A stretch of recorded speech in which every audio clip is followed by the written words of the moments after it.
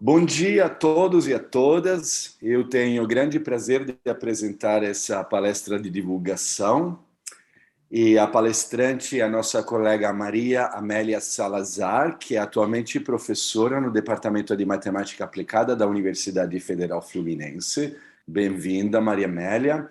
Eu gostaria de dar algumas informações sobre o currículo da nossa colega, que se formou inicialmente na Colômbia, né? Ela fez a graduação e o mestrado na Universidade Nacional da Colômbia, primeiro, e na Universidade de Los Andes, em Bogotá, e depois estudou seu doutorado na Universidade de Utrecht, na Holanda, e tem uma grande experiência internacional. Ela fez vários pós-doc no Instituto Max Planck, na Alemanha, no Centro de Pesquisa Matemática em Barcelona, na Espanha. E ela é uma especialista numa área, digamos, da geometria bastante moderna, que trata de grupóides e algebróides de Lie, de geometria de EDPs, geometria de Poisson, geometria de contato e simplética. E o seu trabalho teve reconhecimentos muito importantes, inclusive um importante projeto financiado pela Serpilheira, né? E, sobretudo, em 2020, Maria Amélia foi agraciada com um prestigioso prêmio, que é o Prêmio L'Oréal Unesco para Mulheres na Ciência. Então, um currículo de todo respeito, eu fico muito admirado por isso. E então a palestra da Maria Amélia que ela vai apresentar é sobre esse tema que vocês estão vendo aqui na tela de vocês, que trata sobre grupóides, a busca por simetrias e além. Então, Maria Amélia, a palavra é sua. Muito obrigada, Paola, por esta introdução tão bonita. E muito obrigada, Carolina, e os demais organizadores por este convite. E, bom, obrigada também aos participantes que estejam por aqui. Bom, esta palestra está especialmente dirigida àqueles alunos e alunas que querem começar a pesquisar, alunos de iniciação científica. Bom, e por isso eu queria me centrar um pouco mais nas ideias mais intuitivas. Não vou entrar tanto em tecnicalidades e vou ilustrar um pouco essas noções de grupoides com exemplos mais visuais, que não necessariamente estão diretamente relacionados com minha pesquisa, mas que são bem bonitos. Beleza, então comecemos aqui. A gente tem essa borboleta. Então, a gente, quando pensa em simetria, temos uma ideia bem, assim, todo mundo tem uma ideia bem intuitiva disso. Por exemplo, quando a gente está pensando que esta borboleta é simétrica, estamos pensando que quando você faz a reflexão em relação desta linha, ela se vê idêntica, tá? Então, agora pensemos no quadrado e pensemos nas rotações que são simetrias do quadrado, que deixam ele igualzinho. Tá? Então, quando temos esse grupo, digamos, de rotações, não somente estamos nos preocupando pelo conjunto em si, mas também pelo modo em que a gente combina aquelas rotações. Tá? Essas regras que a gente tem para combinar rotações. Por exemplo, aqui, se vocês têm uma rotação em relação à origem de 90 graus, as demais rotações que deixam este quadrado igualzinho são as rotações de 180 graus, que é rotar 2 vezes 90 graus, a de 270, que seria rotar 3 vezes, e depois 360, tá? E 360 é como não fazer nada. Então, a gente tem que quando você faz esta rotação 4 vezes, você chega à identidade. Agora, se a gente se pergunta pelo grupo completo de simetrias, ou seja, por esses movimentos rígidos que deixam este quadrado vendo-se igualzinho. Então, além das rotações, temos também reflexões em relação a estas linhas que eu que tem aqui, né? Então, em particular, temos, bom, a rotação e temos este sigma, que seria a reflexão em relação à linha horizontal. Beleza. E vejam aqui que, bom, fazer uma reflexão duas vezes, estamos tendo a identidade. Bom, a rotação, como eu já falei, de 90 graus, quando vocês fazem 4 vezes, tem a identidade. Mas a gente também pode brincar um pouquinho e ver que quando você faz uma reflexão, depois uma rotação e depois uma reflexão de novo, é igual que fazer 3 rotações de 90 graus. Mas não somente isso. Se vocês pensam nas outras movimentos rígidos, por exemplo, fazer uma reflexão em relação a esta linha, tá? Vocês podem ver que isso é igual a fazer, primeiro, uma reflexão em relação à linha horizontal e depois rotar 3 vezes. E pense como é que a gente poderia ver isso. Por exemplo, se você tem um vértice aqui A, tá? Então vamos ver que fazer essa reflexão e depois rotar 3 vezes é igual que fazer a reflexão em relação à diagonal principal. Então, primeiro você faz reflexão em relação a esta linha horizontal. Então, A iria a linha. Depois você rota uma vez, então vai a 2 linhas. Depois faz a segunda rotação, que vai a 3 linhas. E depois a terceira rotação, que seria a 4 linhas. Tá? E você vê, então, aqui que A estaria indo a 4 linhas fazendo essa operação. Tá? Agora, fazendo a reflexão em relação a esta diagonal, bom, A vai a esta de aqui. Tá? E vocês podem verificar isso com qualquer outro vértice. Então, na verdade, o que acontece aqui é que o grupo de simetrias de movimentos rígidos do quadrado é gerado por esta reflexão horizontal e por ρ, uma rotação de 90 graus. Tá? Qualquer outro movimento rígido é gerado por esses dois.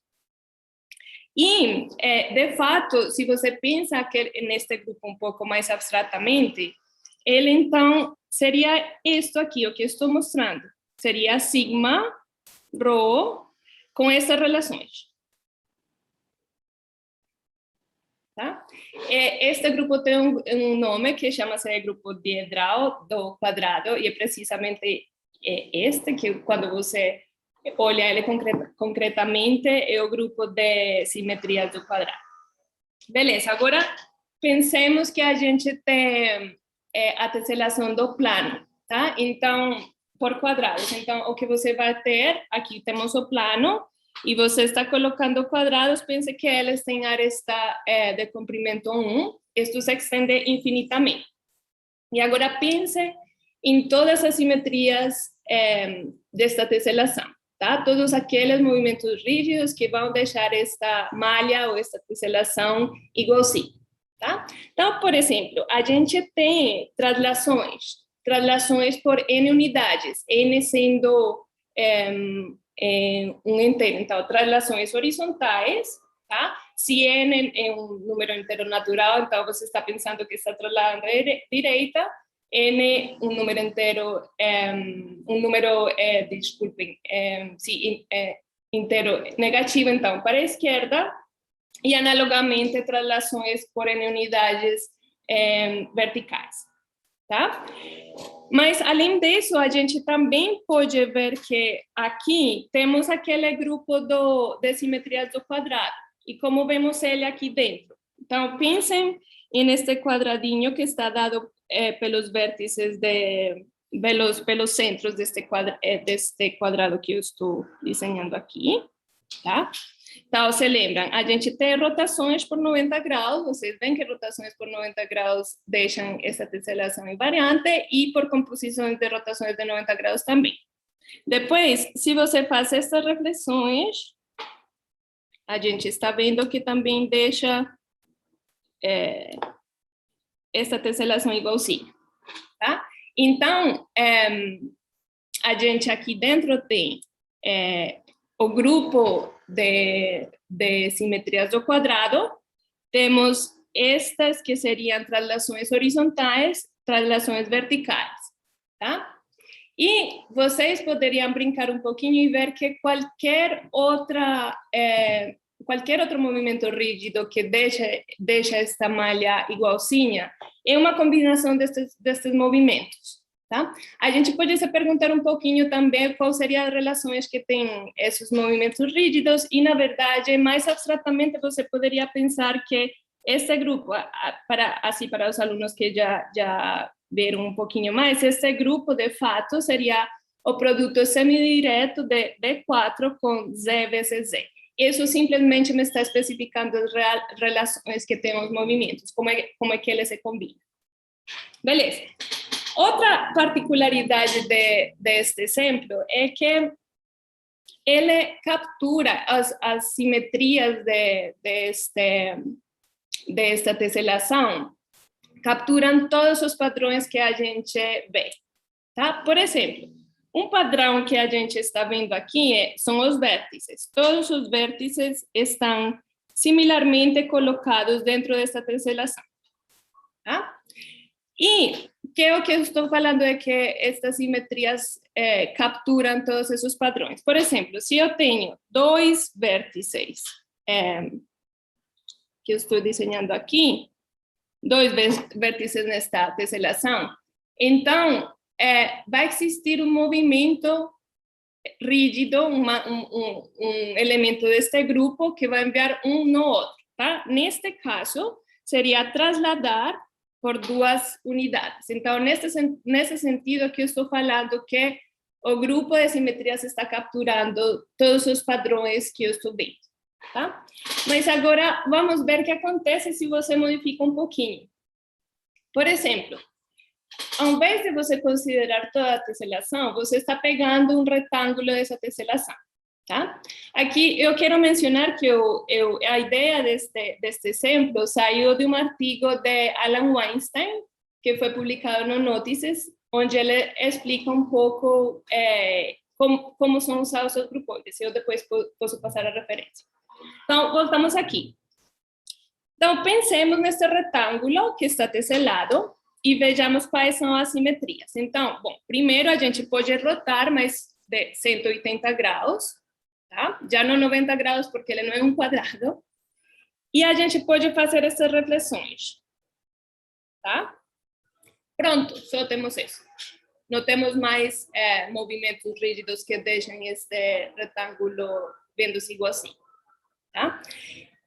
E aqui, então, o que acontece é que este grupo de simetrias não captura todos os padrões que a gente está vendo. Por exemplo, aqui, de novo, a gente tem que os vértices estão similarmente colocados dentro deste retângulo.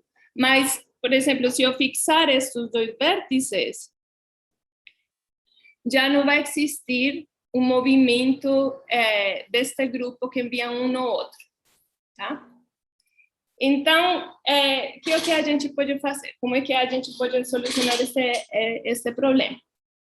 Bom, a ideia é que você pode usar grupoides para detectar todos estes padrões. Então, para introduzir grupoides, eu quero apresentar este G aqui. Então, vejam aqui, este G está feito por então, x e y vão ser elementos do retângulo e M vai ser um movimento rígido da tesselação toda, tá? Do grupo de simetrias desta tesselação infinita, beleza?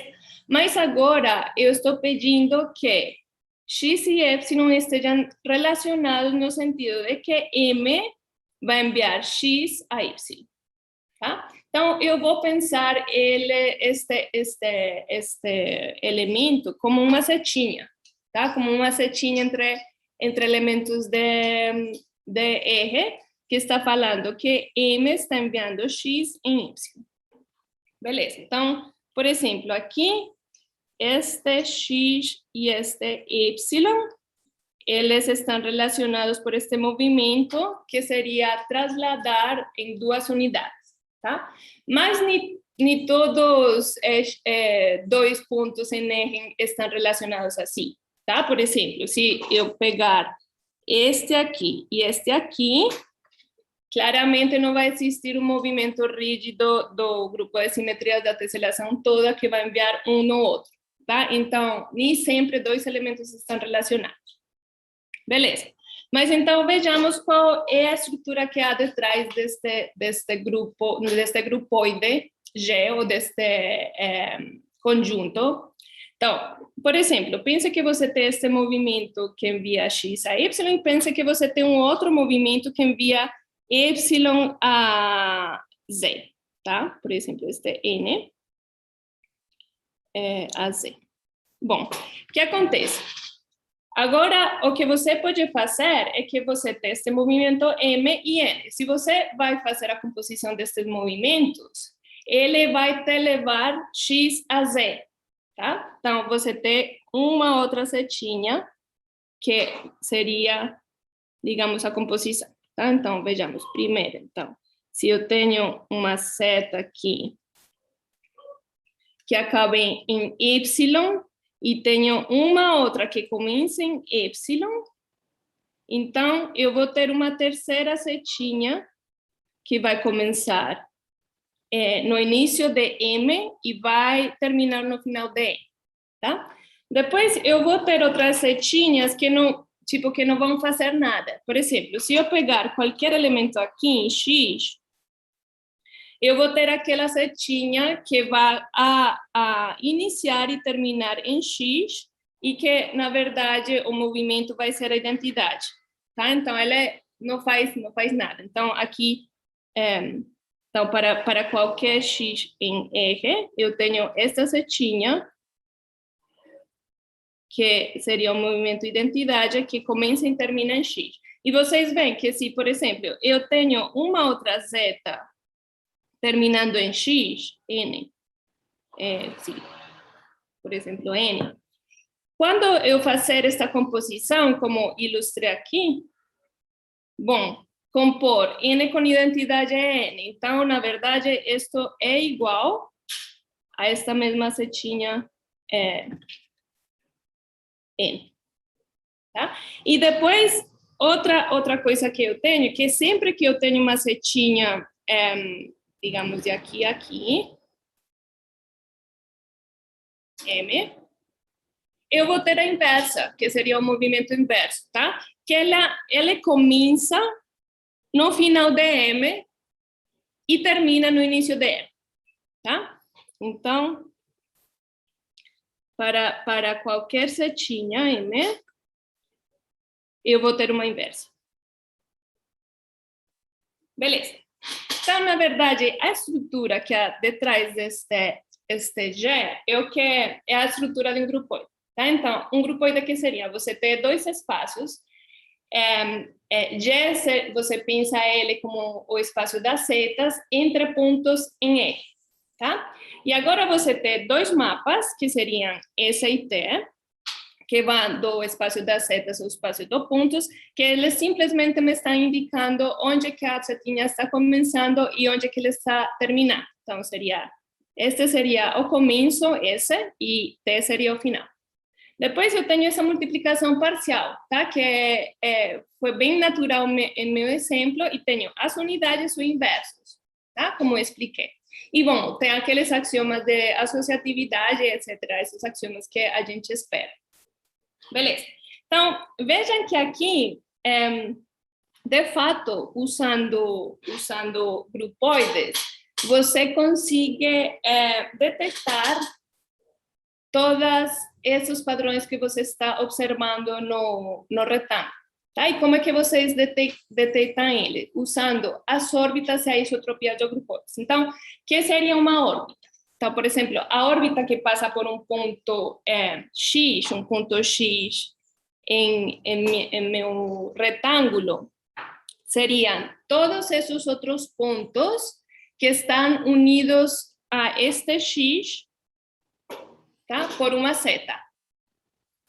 Em outras palavras, as setas me estão dando uma relação de equivalência em R. Como? Bom, dois elementos estão relacionados se eu tenho uma seta entre eles, que estão unindo eles, tá? Então, por exemplo, aqui, todos os vértices ele estaria em uma dessas classes de equivalência, tá? Ou seja, em uma órbita. Então, todos eles estão unidos por setinhas. Beleza. Depois, por exemplo, um outro seria o ponto no centro, tá? Quais seriam os pontos que estão unidos a esse X vermelho por setinhas? Bom, todos os que estão no centro, tá? Eu desenhei, e só esses. Eu desenhei este aqui. Agora, por exemplo, um outro que se vê mais coisas, por exemplo, este vermelhinho, tá? Então, vejam que aqui, por exemplo, fazer essa reflexão que me está induzindo o movimento, vai me enviar este vermelhinho,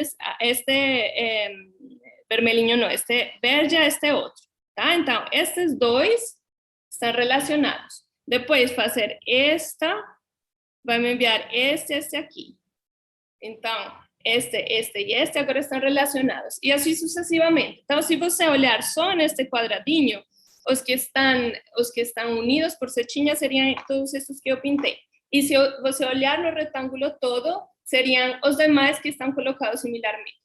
Tá? Então, assim é que você recupera os padrões do retângulo, usando as órbitas. Agora, tem outras simetrias que você pensa como simetrias internas. Tá? Então, seriam aqueles que seriam as simetrias internas. Seriam, então, você pega um X, tá? Então, eu penso na simetria interna de um ponto X. Que seriam? Seriam aquelas zetas que começam e terminam em X. Tá? Essas seriam minhas simetrias internas, que eu estou... Então, são aqueles movimentos que te enviam X em X. Tá? Então, por exemplo, em este pontinho, tá? Pensemos, quais seriam as setinhas que deixam esse pontinho fixo? Ou, em outras palavras, quais são os movimentos que deixam esse pontinho fixo? Então, você vê que aqui, pensando de novo nas simetrias do quadrado, tá? Você tem que todos estes movimentos me estão deixando o centro fixo. Então, de fato, a isotropia em este pontinho, essas simetrias que começam e terminam em X, estão identificadas com os movimentos rígidos do quadrado, tá? Se você pensar em este outro, no verde, aquelas setinhas que me deixam ele fixo, só tem a identidade, tá? Qualquer outro movimento rígido vai me enviar este pontinho em outro ponto, tá? Não sei, aqui, por exemplo. Então, a única zeta que começa e termina em L é a identidade. Beleza. Então, vejam que aqui a gente conseguiu escrever todos os padrões, mas, de fato, os grupoides não somente são usados, digamos, para isso. Então, eles são usados em muitas outras coisas. E aqui eu quero que a gente pense que essa noção de simetria de uma forma mais geral. Tá? Então, você pensa que uma simetria está deixando invariante um objeto. Então, na verdade, eu quero pensar as simetrias como invariantes de objetos. Tá? Agora, pode ser que aqueles objetos tenham certa estrutura topológica, geométrica, algébrica. Então, eu estou pensando em invariantes que deixem esse objeto com essa estrutura invariante. Tá? Então, aqui, por exemplo, os grupoides de Lie aparecem como invariantes de objetos com uma estrutura suave, de variedades, ou com certa estrutura geométrica. Tá?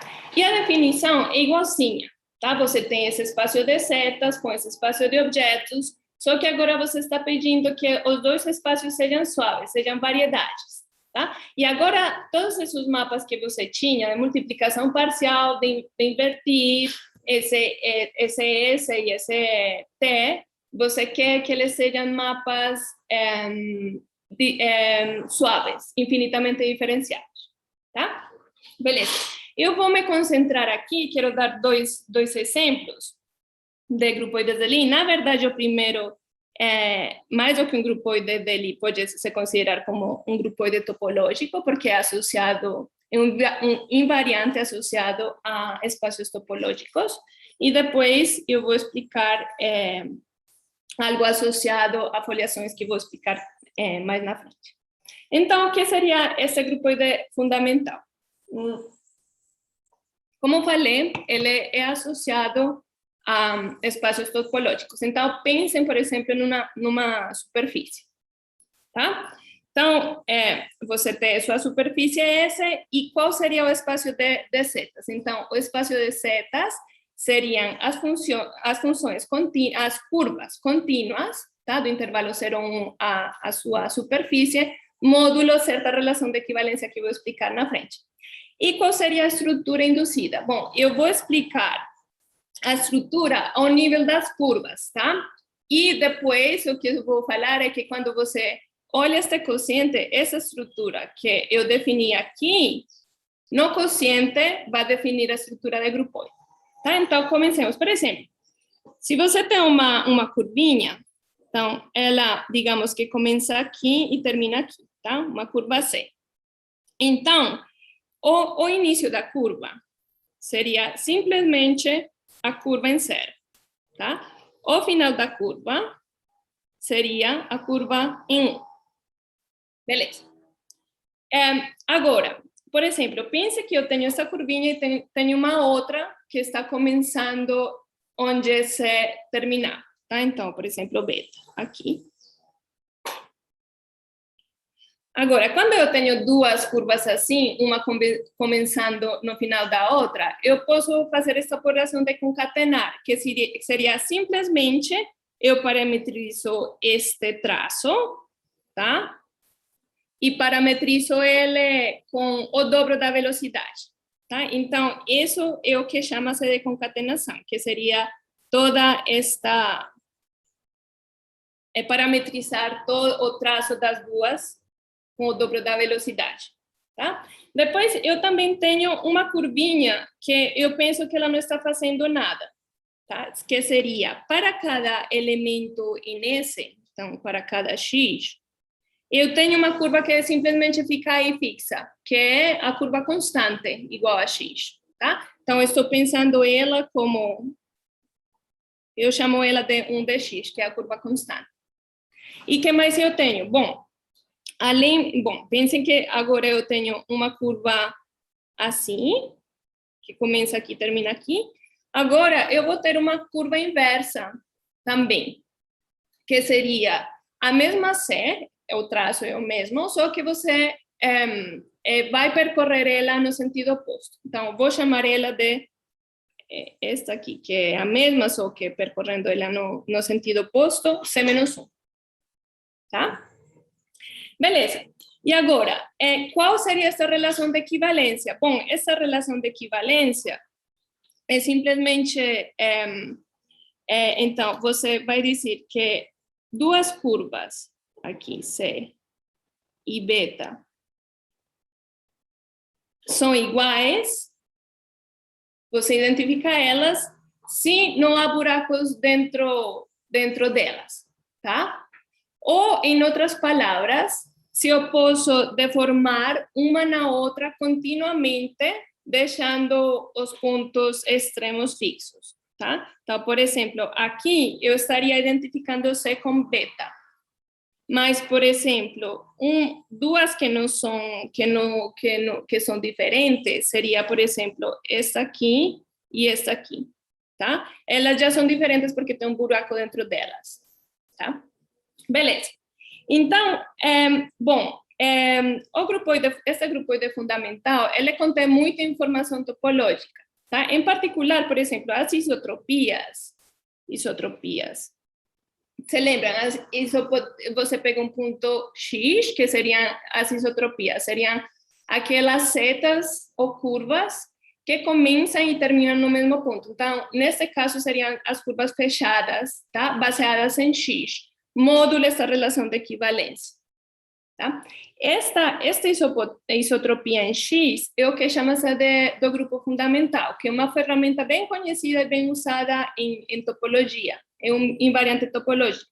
E ele é bem poderoso em vários casos. Por exemplo, se você está pensando nas superfícies fechadas orientáveis, só conhecendo o grupo fundamental, você já sabe qual superfície está falando, tá? Porque aqui eu tenho a lista de todos, então já tem uma classificação deste tipo de superfícies, aqui continua, né? Aqui teria, por exemplo, aqui tem 4 buracos, 3, 4, exato, tá? E continua assim.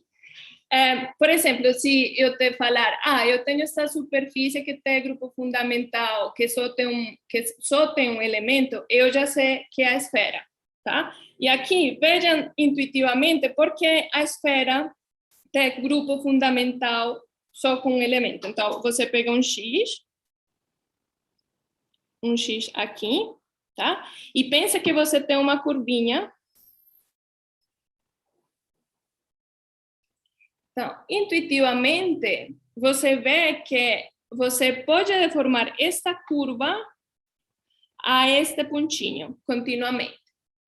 Então, qualquer curva pode se deformar a este ponto que eu estou pensando como a curva constante, tá? Então, esse seria meu elemento neutro. Beleza. Bom, e agora entremos em um outro exemplo, um pouquinho mais elaborado, mas que eu queria ilustrar, na verdade, usando o logo do INPA, que seria a faixa de Möbius, tá? Então, bom, vocês já sabem que é a faixa de Möbius, já viram muitas vezes. Como é que ela se constrói? Bom, aqui eu vou pegar o cinto, tá? Você pega um cinto, tá?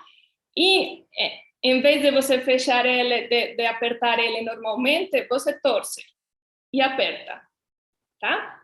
Então, muitas vezes, nós os matemáticos representamos a faixa de Möbius assim, tá? Você tem uma faixa, só que nos extremos, nestes segmentos extremos, você está colando eles com o sentido oposto, tá? Ou está identificando eles com o sentido oposto. Então, a faixa de Möbius tem certas particularidades. Por exemplo, se você pegar um ponto no meio, aqui este de aqui, e você pensa que você é uma formiguinha, e você começa a percorrer a faixa horizontalmente, então aqui, você começa a percorrer, você chegou aqui, e veja que este está identificado, esse aqui está identificado com esse. Então, você percorreu e fechou. O que você está obtendo é uma circunferência. A gente pode ver isso também aqui. Por exemplo, você começa a percorrer, saiu do outro lado, continua, e aqui fechou. Você obteve uma circunferência, tá? Mas, agora, peguemos um outro ponto que não esteja no meio, tá? Então, este pontinho vermelho. E agora você começa a fazer o mesmo, a percorrer horizontalmente. Então, você vai, pronto, aqui chegou este ponto. Este ponto está identificado com este outro. Continue, então, continue. E aqui você chega a este ponto, que já está identificado com o ponto inicial, tá? Então, vejam o que está acontecendo. Então, eu comecei, aqui saiu, como eu torci, saí aqui embaixo, continuo,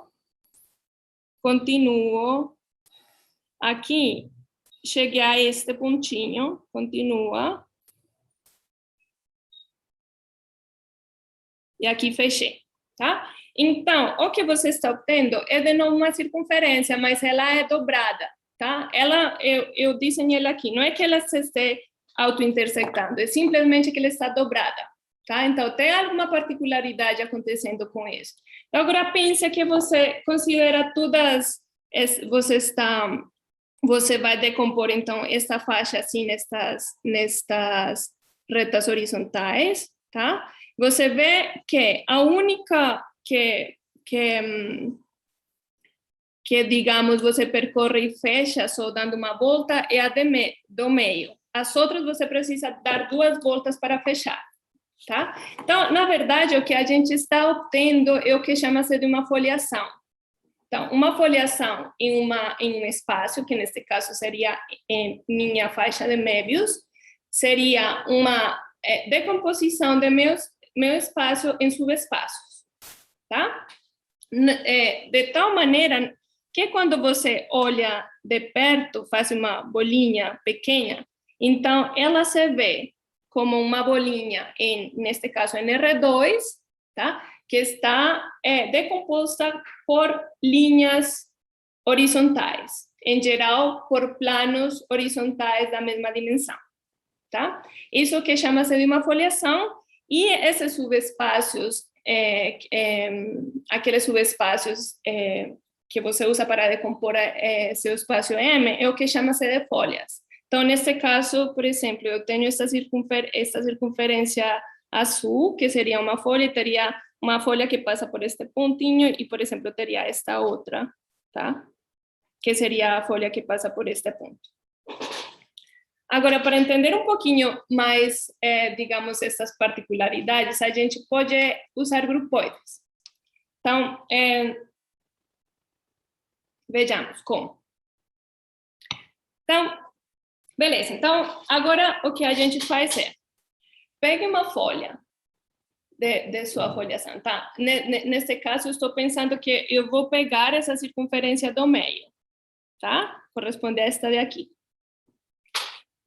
E agora, considere curvas naquela folha. Então, eu, por exemplo, eu peguei este X, e o que eu vou fazer é que vou parametrizar minha circunferência, começando e terminando em X, tá? E aí eu estou obtendo uma curva alfa, que seria simplesmente parametrizar essa minha circunferência, tá?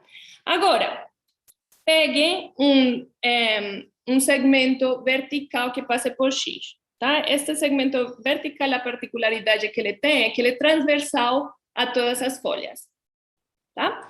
E então, aqui você tem este segmento, e você pode começar a deslizar seu segmento ao longo dessa curva, tá? Então, pense, este é meu segmento que está apontando para baixo, tá? Então, eu começo a deslizar, aqui comecei, tá? Aqui torci, então, ele mudou de orientação, continuei e fechei. Então, o que aconteceu? Ele chegou, mas com a orientação oposta, tá? Então, no final, esse processo que eu estou descrevendo, se eu pensar que meu segmento é o intervalo menos 1, esse processo que eu estou descrevendo vejam que quando eu fiz deslizar, eu cheguei com o segmento no sentido oposto, ou seja, eu estou obtendo uma função que vai de meu segmento a meu segmento, neste caso seria menos a identidade, tá? Eu chamo essa função de holonomia de alfa, ou alfa. Agora, pense que você faz isso, você percorre alfa 2 vezes, que acontece? Então, você começa com o segmento assim, começa aqui, torceu, então, vai com a orientação oposta, volta, aqui, de novo, torce e volta. Então, quando você faz isso 2 vezes, você chegou com o segmento com a mesma orientação inicial, tá? Ou seja, você está obtendo a identidade, esse processo de deslizar. Vejam outra coisa aqui, é que se você pensa na função constante igual a x, tá? Que ela também é uma curva dentro dessa folha. Então, holonomia de 1 de x é função constante igual a x, eu começo a deslizar o segmento ao longo dessa curva. Bom, não estou fazendo nada, né? Porque é a curva constante. Então, eu estou deixando meu intervalo fixo. Eu estou obtendo, então, também a identidade. Tá? Beleza. Agora peguemos uma outra folha. Então, vai ser esta folha, que seria esta circunferência dobrada. Vou fazer o mesmo. Tá? Então, pego um Y aqui e parametrizo essa circunferência, tá? Agora está parametrizada por beta. E pego também um segmento vertical, um transversal às folhas, e faço o mesmo. Então, pense aqui, eu comecei em Y. E, bom, começo a deslizar. Então, aqui dobrei, vou por embaixo, né? Estou indo por embaixo. Aqui cheguei ao ponto vermelhinho, continuo por cima. Aqui, outra vez, torci, e agora vou por acima e voltei a Y. E vejam que a orientação foi a mesma, tá? Cheguei com o mesmo segmento, com a mesma orientação. Então, aqui, esse processo de deslizar meu segmento também me está induzindo uma função do segmento em si, e agora essa função é a identidade, tá? Que, igualmente, como já expliquei com X, esta também seria, você obtém a identidade também quando considera a curva constante igual a Y. Tá? Então, vejamos aqui o que acontece. Então, o que seria o grupoide de holonomia da foliação? Então, agora você faz o mesmo, tá? Só que agora suas curvas não têm por que ser fechadas. Você pega folhas, considera curvas dentro dessas folhas, tá? E agora, você identifica duas curvas se a holonomia for igual. Então, neste caso, o que seria a holonomia? Bom, digamos que minha curva C comece neste ponto Y e que termine neste Y', tá? Eu posso considerar dois transversais, dois segmentos, e começar a deslizar esse segmento, tá? Começo a deslizar, e isso que vai me produzir é uma função que vai de T até linha, tá? Então, é assim como eu identifico. Eu falo que duas curvas são iguais se essa função, no final, for igual, tá? Beleza. E bom, aqui qual seria a estrutura de grupoide? É igualzinha àquela estrutura que eu expliquei para o grupoide fundamental, só que agora tudo acontece dentro das folhas, não é? Eu posso concatenar duas curvas de tal maneira que, se uma termina no início da outra, eu posso concatenar elas, se estão na mesma folha, claramente. Eu tenho as unidades, que seriam as curvas constantes, e eu teria os inversos, que seria parametrizar para que essa curva seja percorrida no sentido oposto, tá? E vejam aqui uma particularidade deste exemplo. Então, por exemplo, olhemos as isotropias, tá? Então, isotropias, digamos, eu pego um ponto X, neste caso X é um ponto no meio, tá? Que seriam as isotropias? Então, as isotropias seriam aquelas curvas que começam e terminam em X, mas que elas estão na folha que passa por X, tá? Então, elas seriam as curvas que estão nesta circunferência, tá? Que começam e terminam em X. Então, módulo essa relação de equivalência, claramente. Então, se lembram, a gente tinha a curva constante, e se lembram que a holonomia da curva constante é igual à identidade, tá? Depois tínhamos a holonomia, essa função, né, que vai do segmento em si, de esta de aqui, da holonomia de parametrizar essa circunferência, que se lembram que deu menos a identidade. E depois eu falei que se você percorrer duas vezes essa circunferência do centro, deslizar aquele segmento, ele vai terminar com o mesmo sentido, com a mesma orientação que tinha o segmento no início. Então, que está explicando que isso também está explicando porque a holonomia de percorrer isto duas vezes é a identidade, tá? Então, vejam que, no final, este alfa quadrado, como tem a mesma holonomia da função constante, então, elas estão identificadas, tá? Então, esta seria a mesma classe de alfa quadrado. Esta é diferente, porque a holonomia é menos a identidade. E, de fato, você vê que a isotropia em um ponto no meio, estes são os únicos dois elementos que a gente tem, tá? Agora, se você pega uma folha uma circunferência que não seja aquela central, sino, digamos, esta de aqui, tá? Que dá duas voltas. Então, se lembrem que quando eu faço isso de deslizar ao longo dessa circunferência o segmento, o que eu estou obtendo é que a holonomia de beta é a identidade, tá? Que é igual à holonomia da função constante, igual a y. Então, na verdade, aqui, a isotropia em y só vai ter um elemento, tá? Então, vocês veem aqui, de alguma forma, isso está refletindo que esse negócio de que no centro você só precisa dar uma volta e nas outras folhas você tem que dar duas voltas, tá? Beleza. Então, na verdade, então, aqui eu queria dizer que essa grupoide contém muitas informações. Por exemplo, você recupera as folhas como as órbitas, tá? Recuperar as folhas como as órbitas. Você também recupera os espaços, não todos os espaços, mas espaços recobridores das componentes conectadas das folhas, tá? Como sendo, esse seria S menos 1 de Y, deste de acá, tá?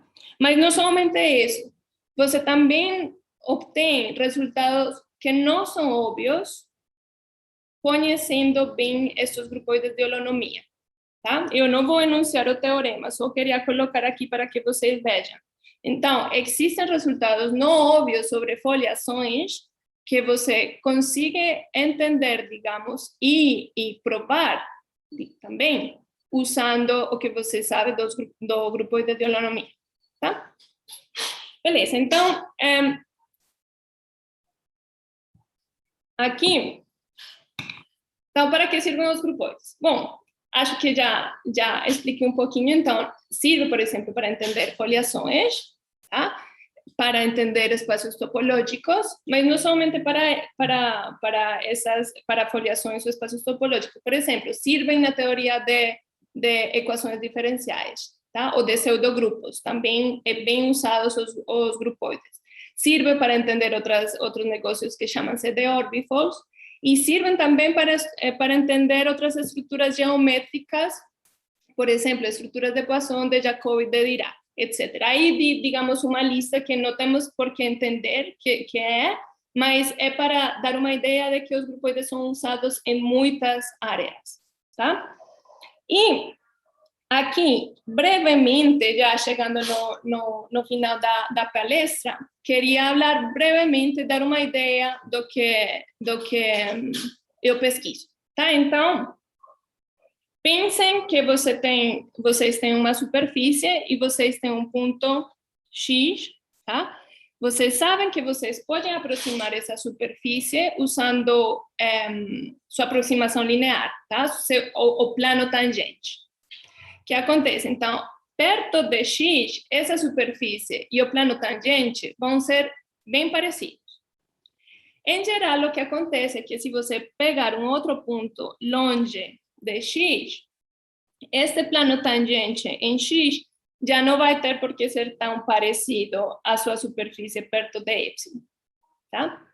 Mas o que acontece com os grupos de Lie? Então, os grupos de Lie jogam o papel de superfície, tá? Então, então, pensem que o grupo de Lie é uma superfície, só que agora você tem uma estrutura multiplicativa.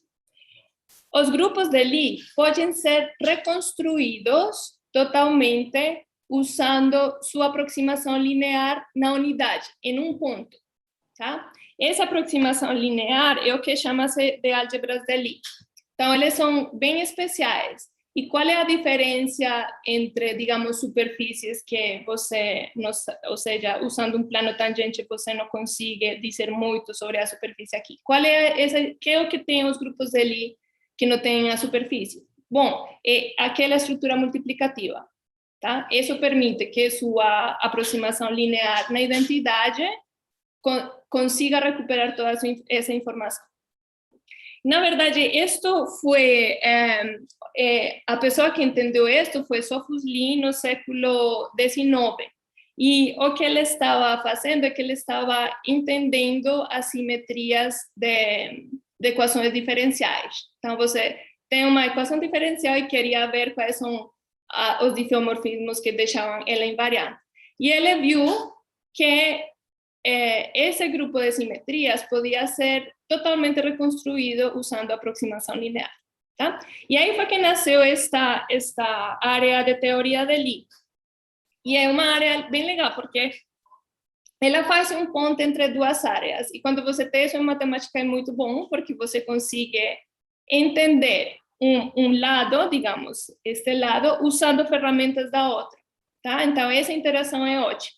Então, por um lado, você tem a geometria diferencial para grupos, tá? Ou a geometria, digamos, em espaços multiplicativos, e por outro lado, você tem estas álgebras de Lie, ou estas, digamos, planos tangentes, e aqui você tem, por exemplo, a álgebra linear, teoria de representações, etc.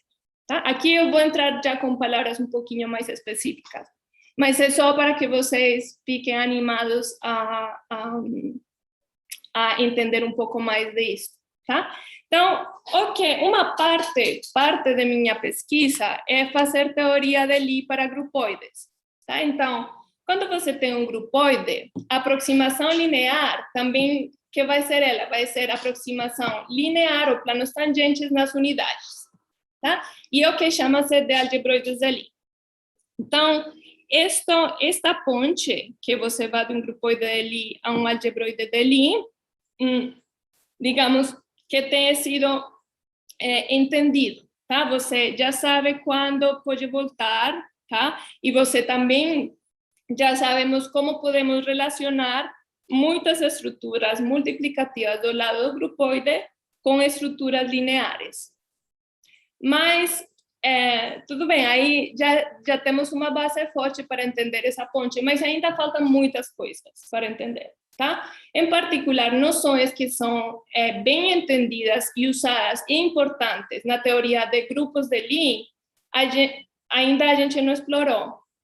Tá? Isso ainda tem muita coisa para ser explorada. Por exemplo, eu aqui coloquei duas palavras. Eu estou interessada, por exemplo, nisso, que é uma noção bem, assim, bem, digamos, clássica, básica e poderosa na teoria de grupos de Lie que ainda não temos estudado. Então, é só um convite para que vocês vejam que tem muita coisa por fazer aqui. E, bom, com isso eu fecho.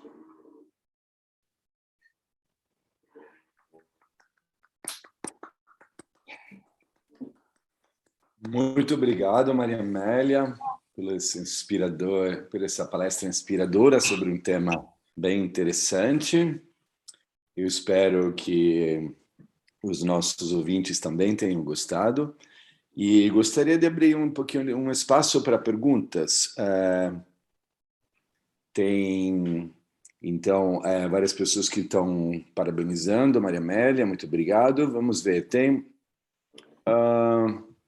o Jorge Pereira está perguntando se você pode comentar como a sua trajetória acadêmica conduziu você para estudos dos grupoides. Em que momento você percebeu que essa seria uma das suas linhas de pesquisa? Tá, então, o que aconteceu foi que, bom,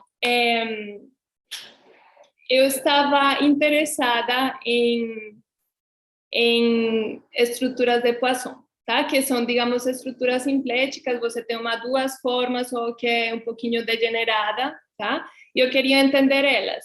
E isso, naturalmente, digamos, este exemplo é legal, porque eu estou interessada em outra coisa que não tem, ou seja, que eu nem sabia que tinha relação aos grupoides, mas quando eu comecei a estudar esse problema, eu que tinha essa estrutura de Poisson que, digamos, é duas formas, só que é singular, e eu queria desingularizar ela de alguma maneira. Isso naturalmente me levou a estudar grupoides, neste caso grupoides simpléticos. Então, foi um probleminha que meu orientador me deu no masterclass, quando eu estava fazendo masterclass na Holanda, e foi aí que eu encontrei. Depois, quando comecei a fazer minha tese, meu tema era mais sobre teoria de pseudogrupos, tá? Então, outra coisa também que não é diretamente relacionado, mas que quando você começa, você vê que os grupoides aparecem naturalmente. E aí eu comecei a me interessar muito também pela teoria em si dos grupoides, tá? Não somente pelas aplicações, mas agora eu também faço um pouco disso, sino a teoria em si. Obrigado, Maria Amélia. Tem uma pergunta do YouTube. Quando você introduziu essa noção de grupoide, você utilizou essas duas aplicações S e T, né, para um elemento do grupoide. Você poderia, por favor, definir como são essas aplicações? Sim, então, vou escrever aqui. Então, você lembra que um grupoide é um G, tá? Você tem um espaço G e você tem um espaço que eu chamei de R, tá? Então, essa faz parte da informação do grupoide.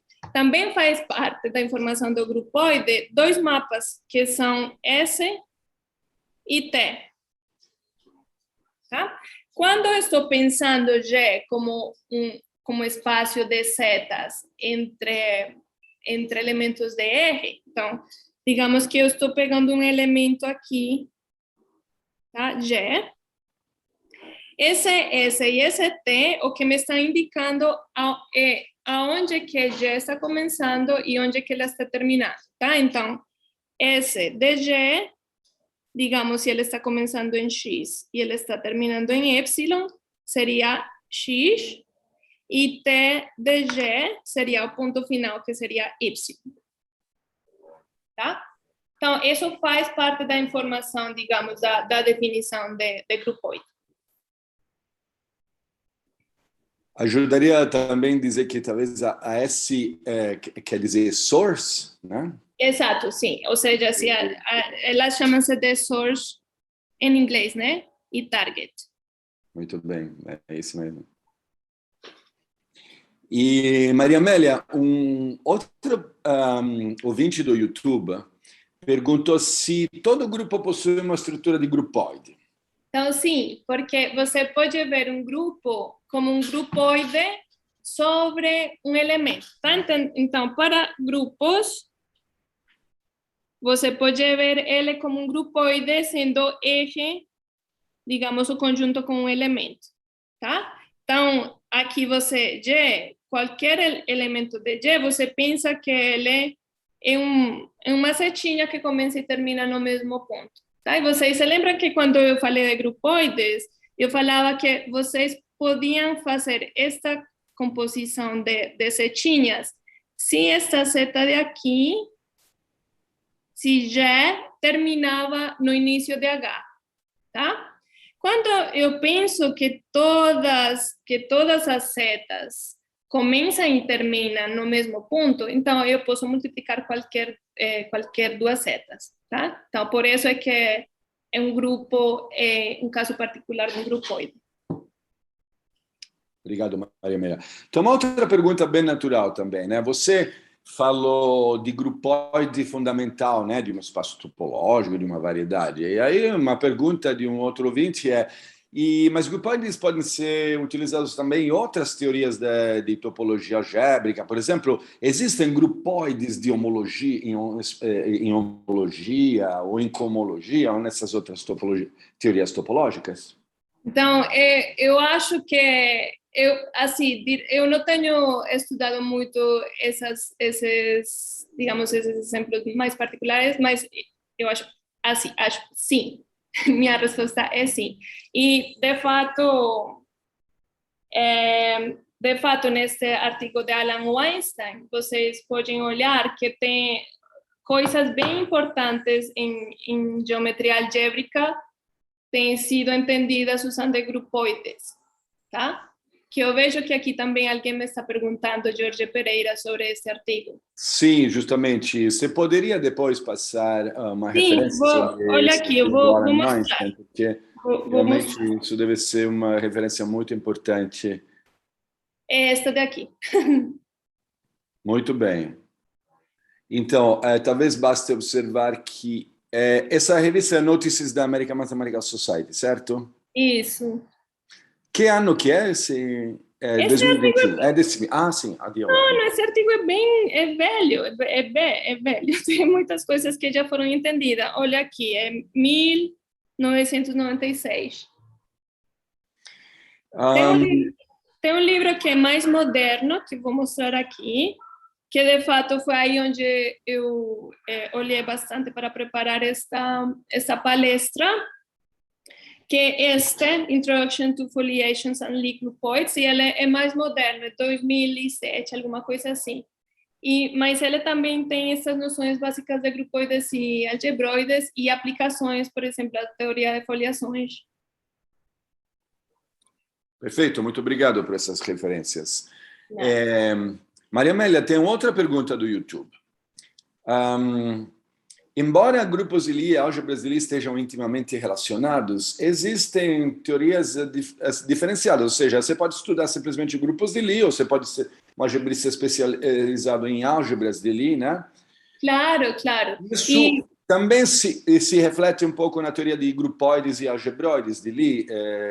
Podem ser estudados, tem teorias independentes, digamos assim, para estudar esses objetos? Sim, sim. Você pode estar interessado só em uma delas e olhar problemas nela. Ou seja, são áreas em si, não é? Só que a conexão é bem forte e, de fato, eu acho que a gente começou a se preocupar também ou seja, foi uma coisa, digamos, da forma em que nasceu, foi uma coisa um pouco mais unificada, tá? Porque a gente já sabia que grupos de Lie tinham essa relação com álgebras de Lie e que essa ponte era bem forte. Então, quando a gente começou a estudar grupoides, isso foi uma das primeiras, acho que é das primeiras questões também.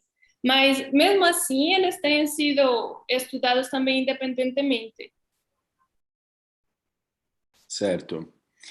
E eu tenho essa pergunta que reflete um pouco, talvez, a visão de um estudante, né? Quando um estudante começa a estudar um pouquinho de álgebra, aprende teoria de grupos, né? Esses objetos belíssimos, e logo em seguida aprende que tem um monte de generalizações desse conceito, tem pseudogrupos, tem grupos locais, né? E você está propondo, né, de olhar para esses grupoides.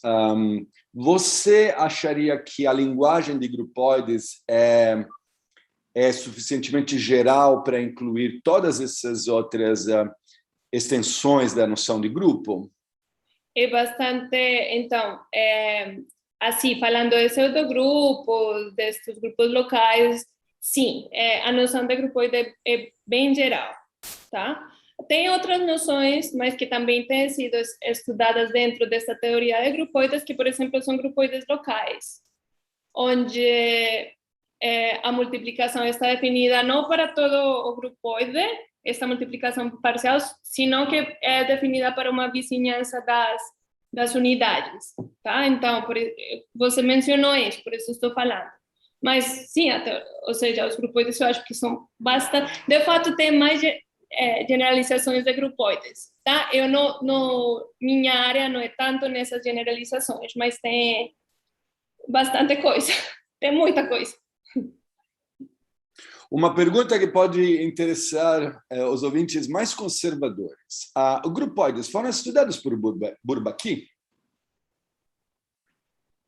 Não sei. Deixa, talvez no artigo de Alan. Eu suspeito que não. Mas... Tomara que isso não tenha decepcionado o ouvinte que fez essa pergunta, né? Mas se alguém sabe, é aquele artigo de Alan Weinstein. Muito bem, muito bem. E, bom, um monte de perguntas. Não estou vendo no momento outras perguntas. Jorge Pereira está dando uma informação.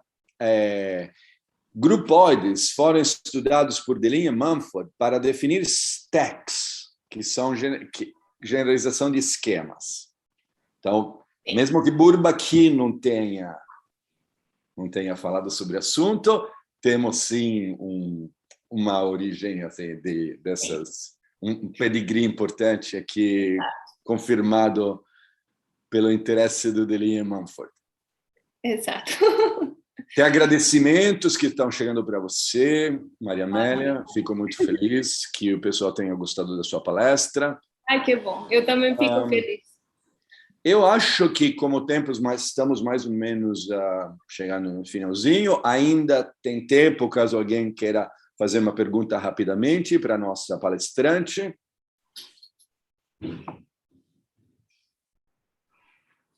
Fechou. Perfeito. Então, podemos encerrar essa sessão e uma belíssima apresentação, como está dizendo a nossa colega Nancy Garcia. E eu quero te agradecer, Maria Amélia, foi muito boa a sua palestra. Tenho certeza que muitos alunos se interessaram pelo assunto. Ai, que bom. Fico feliz por isso. Muito obrigada pelo convite. Vamos encerrar, então, aqui. Muito obrigado a todos e a todas pela atenção.